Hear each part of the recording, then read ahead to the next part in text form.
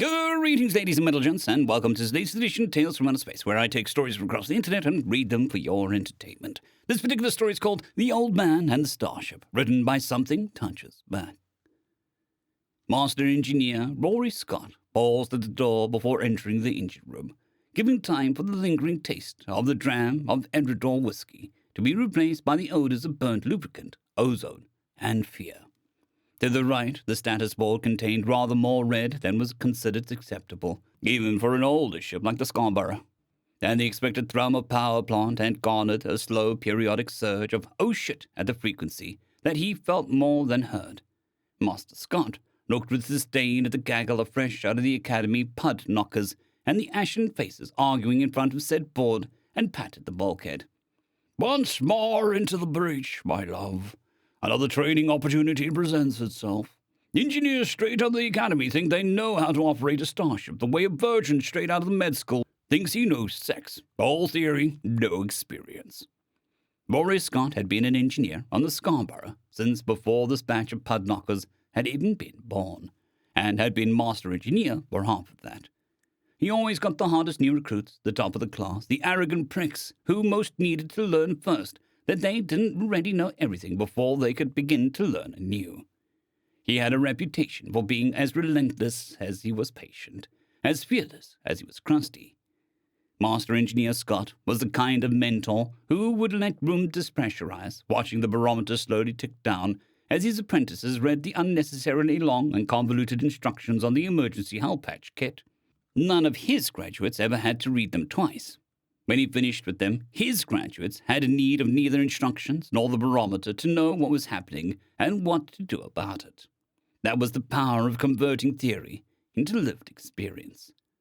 Stepping into the engine room, he called above the ambient din, "Mr. Ramirez, what does the board tell you?" The very young Mr. Ramirez turned towards Master Scott with his sclera on full display around his dark brown irises, as he squeaked, "The plasma flow is getting increasingly unstable. We need to shut the reactor down now, or we'll all burn." "No," interrupted Mr. Durand. The engineer Mr. Ramirez had been arguing with when Mr. Scott had first entered. "If we shut it down, we'll lose power shipwide and freeze to death. We need to vent enough plasma to reduce the oscillation without losing all power." "We can't do that," said a third young engineer. "If we vent plasma in FTL, it'll warp around us, and we'll die of radiation poisoning." Master Scott rubbed his stubbed chin. "Burn, freeze, radiation. Well, good news. The board is wrong. Scarborough is speaking to you. If you learn how to listen to her, she'll get you home. Mr. Ramirez, fetch me an 18mm combination spanner, thank you. And now, you and Mr. Rand, spread your fingers lightly on the conduit. Do you feel the harmonic? Do you feel how it first touches your index finger and then moves to the others? Now, please keep your hands on the pipe as we follow along it. Here, do you feel it? The pulse is stationary. The harmonic is causing a standing wave right here." Then Mr. Scott moved the other two back and, swinging his spanner like a hatchet, whacked the pipe twice. The second whack triggered a subtle whoosh, followed by a sharp decrease in nearly subsonic pulsing. Over the next minute or so, half of the red indicators on the status board reverted first to yellow, then to blue, indicating regular operation. As Mr. Scott calmly put the spanner back in its place and the tool wall, Mr. Rand asked, "What did you do? Why did that work?" "Percussive maintenance," Mr. Scott replied. "Small cavitation bubbles in the plasma get trapped in the standing wave and form larger bubbles until the flow is restricted. Banging in the right spot with the right way momentarily disrupts the standing wave, allowing the blockage bubbles to move on. Books teach you why plasma flows. Experience teaches you how to keep it flowing." Mr. Scott then turned to address the whole group. "So, anyone, why are there cavitation bubbles in a plasma flow?" "Cavitation is caused by a localized rapid decrease in pressure in the fluid medium, sir," Mr. Ramirez responded as if to a drill sergeant. As Master Scott nodded in assent, all heads turned to the status board. A pointillism masterpiece of blue, yellow, and red that would have made a 19th century Parisian artist proud. It had long been evident to Master Scott that whoever designed this monstrosity had never had to glean critical information from it in a hurry. It was just as apparent that the overload of data it projected did not, in fact, include the crucial detail that his apprentices were looking for. He let them bleed their eyes on it for a while longer before saying, "It's not there. Quit looking at the board. Instead, listen to the ship. Feel her pain. Smell her tears. Can any of you smell the ozone? You should never be smelling ozone. Ozone is the smell of either arcing or excessive back voltage. In this case, the latter. Somewhere a stuck solenoid is crying out to you." Master Scott then picked up a 12mm spanner off the tool wall and started walking upstream along the plasma conduit. He stopped where 3 small injectors fed their contributions into the stream. "I want each of you to feel the pipe above and below the valves for each of these injectors and tell me what you notice." It was Mr. Rand who noticed and spoke up first. "The exit flow from the middle injector is cooler than the feed flow. The board says that the value is fully open, but my fingers say otherwise." "Very good," replied Mr. Scott. "Overtime wear of the solenoid causes a rough spot that can make it stick. Tag this part for replacement when you get into port. But in the meantime," Master Scott placed an open end of the spanner against the end of the solenoid such that the power wires ran through it, and with his other hand gave the center of the handle a hard tap. Instantly, there was a noticeable change in the sound as the valve fully opened. Turning to his apprentices, he said, "We have a long way to go, and I guarantee this valve will stick again. So I expect each of you will get practice at both clearing the cavitation bubble in the main feed and jarring the solenoid loose. Remember, listen to the ship and be sensitive to her changing moods so you know when the bubble needs to be cleared." But as Master Scott was returning the 12mm to its home on the tool wall, another issue caught his eye. Picking up the 8mm, he walked towards the status board, saying as he walked, "What you see, what you hear, what you smell, and what you feel are important. But equally important is what you don't see, hear, smell, or feel. All of you have been staring intently at the dizzying display of lights on this panel, panicking about all the red. But who among you noticed the indicators that are not lit at all?"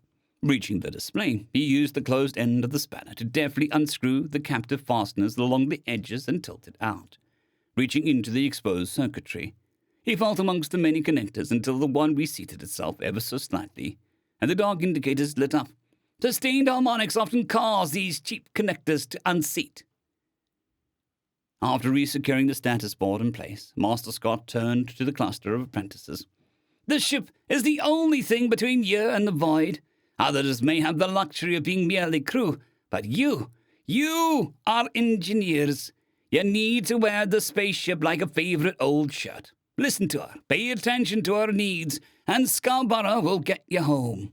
Your current assignment is to physically verify that every single connector in this room is properly seated."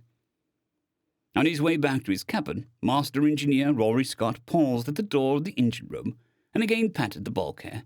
"Scarborough, my love, today they are young and naive, but when I finish with them, they will love you and understand you as I do." End of story. Story number 2. Useful Gap 2152. Instincts. Among the vast and varied members of the galaxy's species, there are few that are truly unique. Many species are disappointed to learn that intelligent life forms tend to stick to certain patterns and structures, sort of like bricks. Nearly every species has created the brick, and if you ignore coloration, any brick is nearly indistinguishable from any other brick. Size may vary, but a brick is a brick. If you vary too far, it no longer works as a brick, and the structure collapses. If an intelligent species varies too far from certain structures, the building collapses. One of these structures is found in nearly every life form, the instincts, usually devoted to things necessary for survival, such as eating, drinking, and avoiding predators. Even flora often follow these patterns, such as growing towards sunlight. Ignoring those instincts is usually indicative of some sort of problem, such as an illness or other danger. Intelligent species can choose to override these instincts and fight them, but they usually shouldn't. This is where humans decide to be Legos of the universe and nearly get demoted out of the collective. Curiosity is one of the essential building blocks of intelligent species. So, when humanity showed up asking why and why not, it was expected. There was a rather worrying trend where when they had to ask why, if they got an answer they didn't like, then they would try it anyway. But while it wasn't common, there were others who did it as well, and we knew how to handle that. Once every 1,000 cycles, a cycle being 3.15 solar years, the black hole at the center of the galaxy let out a burst of exotic matter. It travels at a rather slow speed and destroys anything it comes in contact with. This matter is not quite intelligent as far as we understand, but does seem to be somewhat self-directed.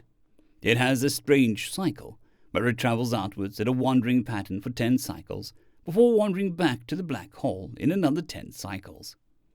Many races have tried studying it, and all have failed. Those not consumed by it are driven quite mad by staring into whatever the matter really is. The humans were quite shocked by this, and didn't seem to believe us until it happened. So, of course, the usual business of ships being destroyed repeated itself. This was until a human ship, a freight vessel with only one pilot, was in the path. It turns out that some humans can get so fatigued or mentally unwell that those survival instincts in every life form just simply stop working. No actual illness or danger necessary. No ignoring the primal imperatives encoded into our very beings. The human just apparently stops giving a fuck entirely. So the metaphorical Lego brick of the universe just ignores the exotic matter approaching his vessel, blocking out light and distorting space-time. He doesn't stare into the abyss. He doesn't panic and try to avoid it. He doesn't angle towards it to study the thing. Our warning messages apparently annoyed him and interrupted his music before he entered the system, so he muted his radio. As others watched with bated breath and resignation for the pilot to be dead on the outside as he was on the inside, the mass covered the freight vessel and stopped. After a few hours, the mass turned around and left the system, diverting entirely from its expected path, bringing the freight vessel in the opposite direction, still almost entirely intact. Still ignoring the radio, it took being forcibly stopped and boarded to get an answer from the human, which made several researchers need to be restrained when he simply shrugged and said, "Either it would be fine or it wouldn't be my problem anymore." Of course, the ship had no real scientific equipment on board, just basic navigation arrays, so the many scientists of the galaxy were absolutely infuriated and began petitioning to have humanity demoted to sub-intelligent life forms, which ultimately failed.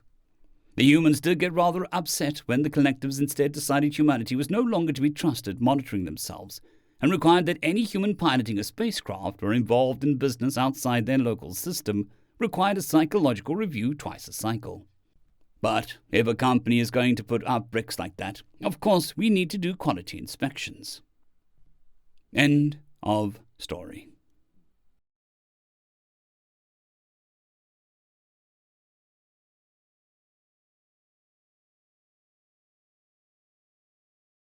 I'd greatly like to thank our Tier 5 channel members, Casper Arnholtz, John Creighton, Manatharia, 050, Dragzoon WRE, and Elijah Silvercross. Thank you very much.